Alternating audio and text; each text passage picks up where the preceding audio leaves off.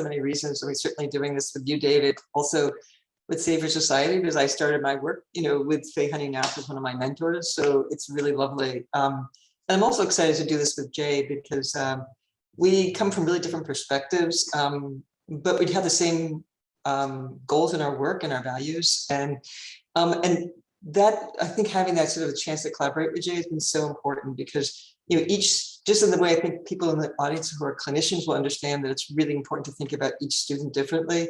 It's also think about each campus is so different and needs to be thought of differently. And that's very different than if you work in the criminal justice system or the youth-serving organizations or faith-based organizations. So what we want to do, and do this all in 30 minutes, is just to walk you through kind of what we've learned a little bit from doing this work together and doing it collaboratively.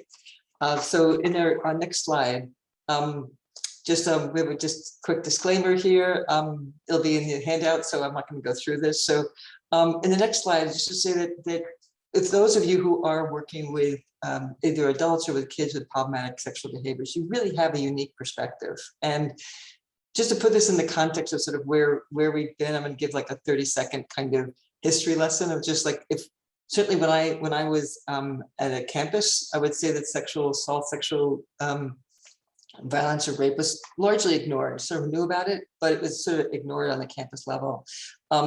Then certainly, in the late 70s or 80s, there began a recognition that this is an issue.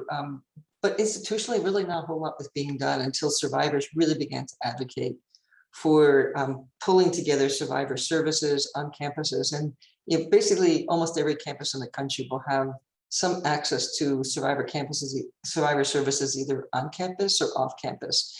But right now, what's new is that people are asking about, what do we do about the students who cause the harm? What do we do about, in the campus lingo, what do we do about respondents, people who've been accused or people who have been found responsible?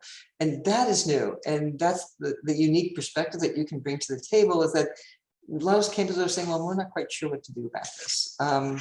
Then if you want to read in the next slide, if you want to read a little bit more, these are just two resources that I think are incredibly helpful. That one was developed by ATSA, the Association for the Treatment of Sexual Abusers, and the other is by MESOC, which is an organization focusing on kids with problematic, basically we define kids as anything developmentally, so children, adolescents, as well as young adults. And basically these are two reports that will be incredibly helpful if you want to get a more in-depth view of what we're talking about. And full disclosure, I work with MESOC and with ATSA and have been part of this. I'm going to put those two references in the chat. So that's where we can get a little bit more in depth of what we're going to give an overview about today. So I think with that, I'm going to just turn this over to Jay for you to talk a little bit about some of the way that this is viewed in the campus world.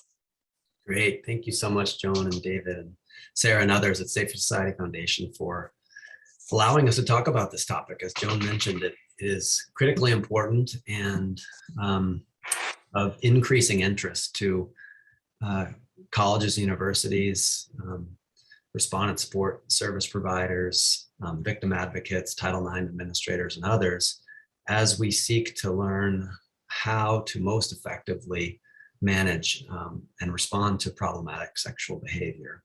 So I know we've got a broad audience joining us today. I'm joining you from Kittery, Maine. I was happy to see someone here from Belgrade, just up north, and would invite you, if you can, to help orient Joan and I to just share, if you're willing, in the chat. I won't be looking at it right now, but soon,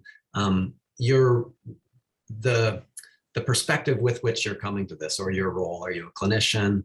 Are you a campus administrator? Are you a Title IX person, or so on? So we can might be able to tailor some of our comments to those perspectives. To orient all of us, though, I thought it would be helpful to describe a little bit about what Joan and I think of as like the oversimplified version of the problem and the tension.